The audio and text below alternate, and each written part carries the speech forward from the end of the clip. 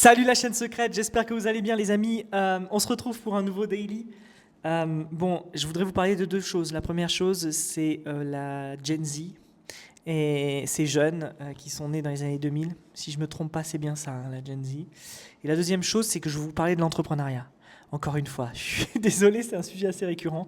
Bon, hier, en fait, les deux sont liés.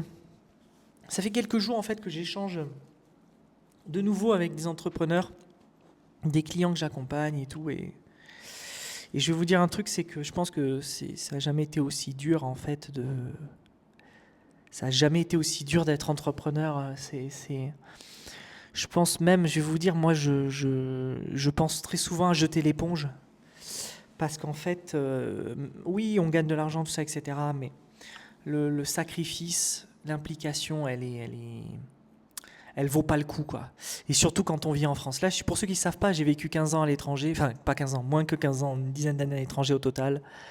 Et je vous avoue un truc, c'est que le retour en France, il fait vraiment mal en fait. Et là, ça fait à peu près un an et demi que je suis revenu et je commence à entre guillemets payer les pots cassés.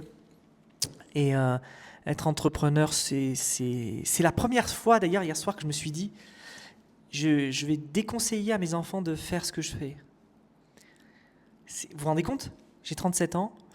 Je vais vraiment les déconseiller de se lancer dans l'entrepreneuriat parce que je trouve que c'est absolument pas intéressant en termes de relation de temps et argent.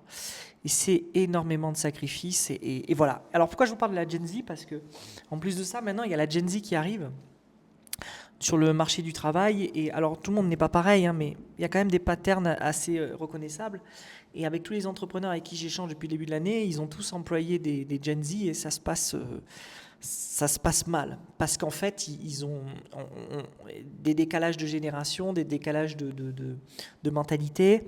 Et je ne porte pas de jugement, mais pour résumer, les Gen Z, ils ne travaillent pas du tout comme nous, quoi. Enfin, moi, je ne sais pas quelle génération je suis né en 88, mais tout ça pour dire qu'il y a un choc qui est en train de s'opérer. Et je ne sais pas quel va être l'avenir du travail parce qu'en fait les Gen Z n'ont pas du tout la priorité du travail dans leur vie, ce qui peut-être potentiellement sera une bonne chose, comme me disait ma femme. Peut-être que c'est eux qui vont changer les choses, ce serait cool. Mais en fait, quand j'entends parler que quelqu'un qui doit venir au travail tous les jours à 9 heures, bien qu'à 10h30 tous les jours, quand j'entends parler que les objectifs ne sont pas atteints, mais c'est pas grave. C'est ce qu'ils disent. Ils disent c'est pas grave, ils se remettent pas en question et tout. Quand j'entends parler de personnes qui veulent absolument 6 mois de vacances par an, je vous assure c'est réel.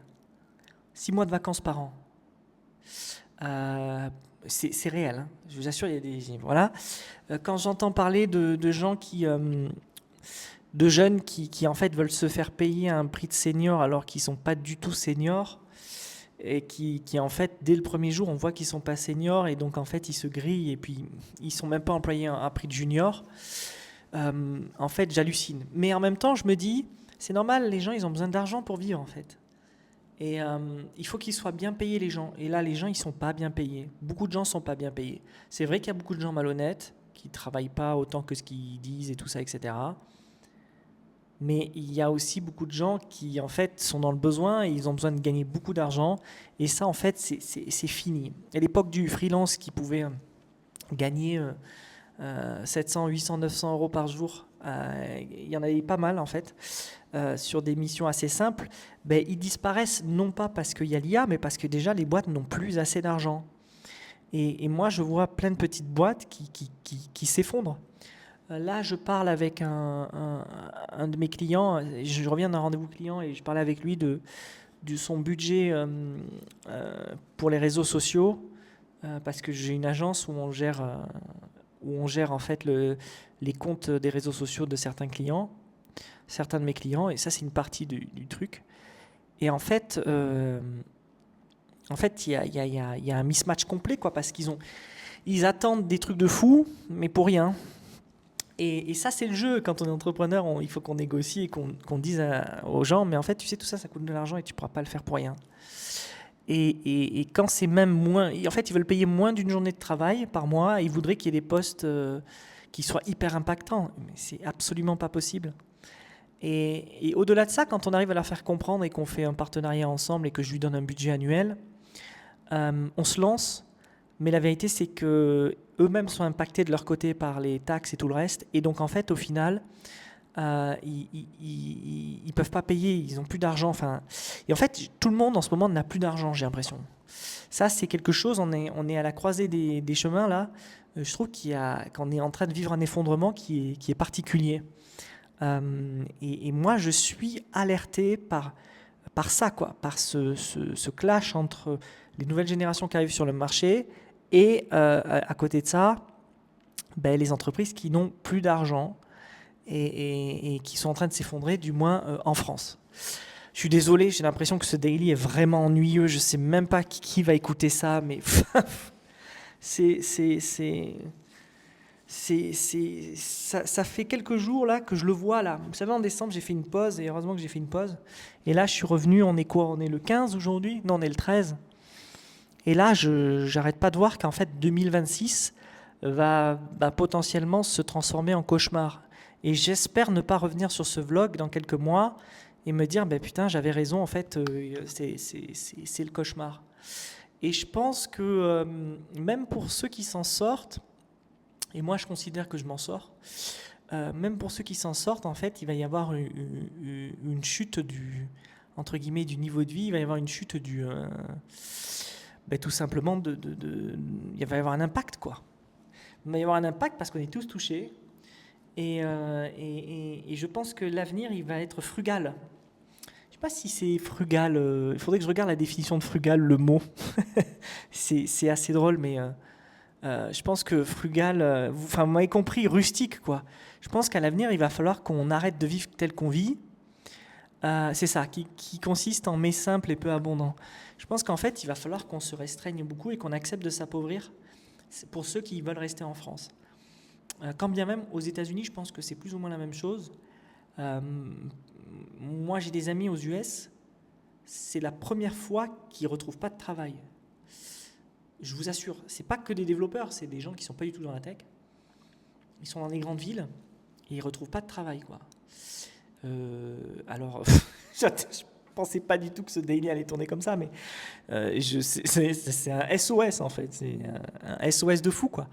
Alors, c'est le moment ou jamais, en fait, de créer une entreprise et de communiquer au max et d'investir sur sa com pour se faire connaître et trouver des clients.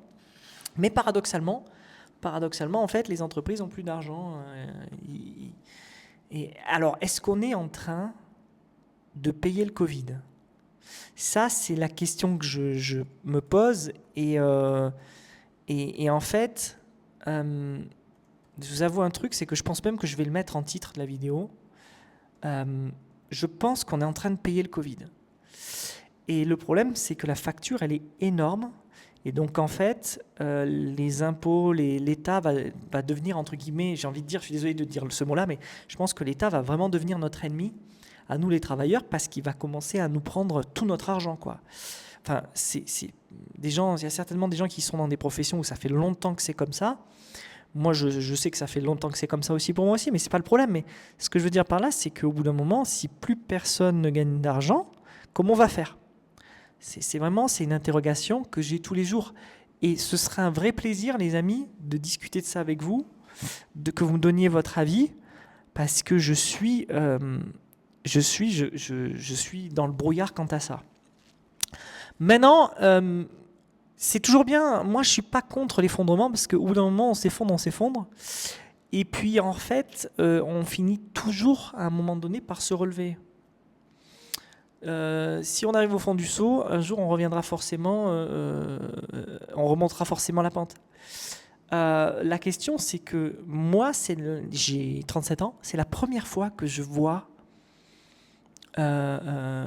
autant de gens impactés. À une époque, c'était des métiers, c'était des domaines et tout ça, etc. Maintenant, c'est tout le monde autour de moi. Et même des gens que je connais qui ne regardent pas ce daily, qui ne sont pas dans la tech.